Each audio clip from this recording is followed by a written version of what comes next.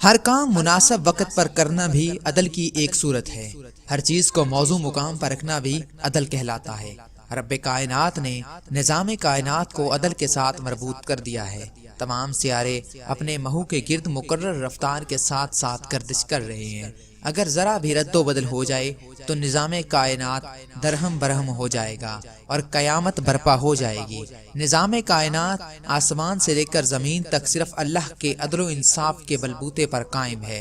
سورہ ال عمران میں ارشاد باری تعالیٰ ہے، جس کا ترجمہ ہے کہ اللہ نے گواہی دی ہے کہ اس کے سوا کوئی اور معبود نہیں، اور فرشتوں نے اور علم والوں نے انصاف سے قائم ہو کر اس کے سوا کسی کی عبادت نہیں، عزت والا، حکمت والا۔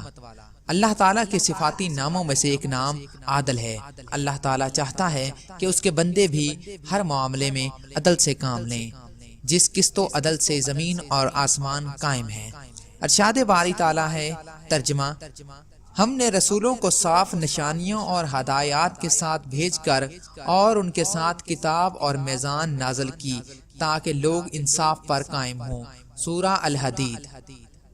مدرجہ بالا آیت مبارکہ میں انبیاء علیہ السلام کی بعثت کا مقصد مختصر مگر جامع الفاظ میں بیان کر دیا گیا ہے کہ انبیاء اور رسل تین چیزیں لے کر آئے، جن میں ایک کھلی نشانیاں، دو واضح ہدایت کتاب الہی، تین میزان یعنی وہ معیار حق و باطل جو ترازو کی طرح ٹھیک تول کر بتا دے کہ انصاف کی بات کیا ہے۔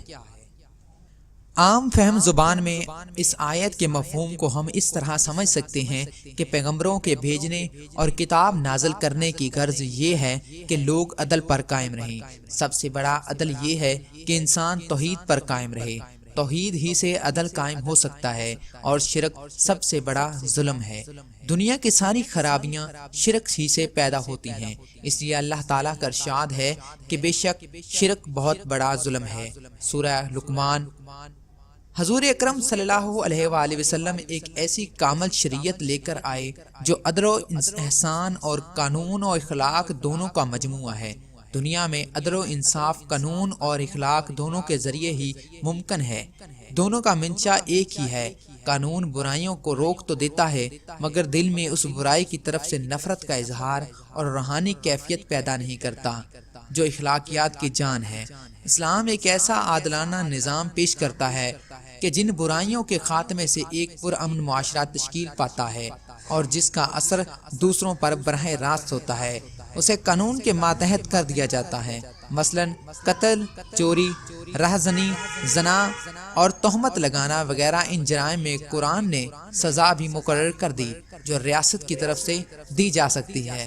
حکومتی انتظامات کے قیام کے لیے سختی کا یہ عالم ہے کہ ایک خاص سزا کے اجرا کے وقت حکم ہوتا ہے، اور تم کو اللہ کا حکم صادر کرنے میں اور ان دو گناہ گاروں پر ترس نہ آئے۔ اگر تم کو خدا پر اور قیامت پر ایمان ہے اور مسلمانوں کی ایک جماعت کو دونوں کی سزا کے وقت حاضر رہنا چاہیے۔ سورہ نور۔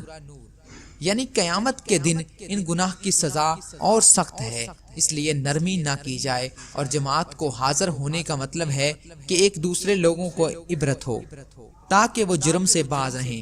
عدل و انصاف ایک اچھی حکومت اور سلطنت کی عمارت کا بنیادی ستون ہے۔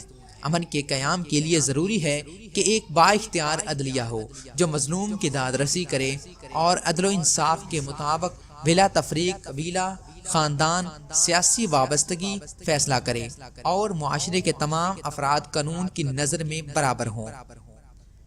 اللہ تعالیٰ نے قرآن پاک میں کئی مقامات پر فرمایا ہے کہ لوگوں کے درمیان فیصلہ کرو تو ان میں انصاف کے ساتھ فیصلہ کرو، اور ساتھ ہی فرمایا ہے کہ اللہ انصاف کرنے والوں کو دوست رکھتا ہے، یعنی اللہ تعالیٰ انصاف سے فیصلہ کرنے والوں کو اپنی دوستی اور محبت سے نوازنے کی بشارت سناتا ہے۔ ہمیں اس وقت سے سبق سیکھنا چاہیے۔ معاشرے کے تمام افراد میں قانونی مساوات قائم ہونی چاہیے اور قانون کی بالادستی ہونی چاہیے۔ قول صادق ہے کہ جو ریاست مجرموں پر رحم کرتی ہے وہاں بے گناہ لوگ بڑی بے رحمی سے مرتے ہیں۔ حضرت علی علیہ السلام کا قول ہے کہ ظلم کی بنیاد پر حکومت قائم نہیں رہتی، لیکن کفر کی بنیاد پر ہو سکتی ہے۔ آج کل بڑھتے ہوئے اسٹریٹ کرائم، اغوا برائے تاوان، رہزنی، چائلڈ لیبر اور ان کے ساتھ بے رحمانہ رویے کی اصل وجہ یہ ہے کہ مجرموں کی پکڑ نہیں ہے۔ بااثر لوگ اپنے تمام اثر و رسوخ بروئے کار لانے کی کوشش میں رہتے ہیں، لیکن عدالت عظمیٰ کی بالادستی ہونی چاہیے۔ ایک مسلمان ہونے کے ناطے عدل و انصاف قائم کرنے کی دوہری ذمہ داری ہم پر عائد ہوتی ہے۔ اللہ تعالی ہم سب کو توفیق دے، آمین۔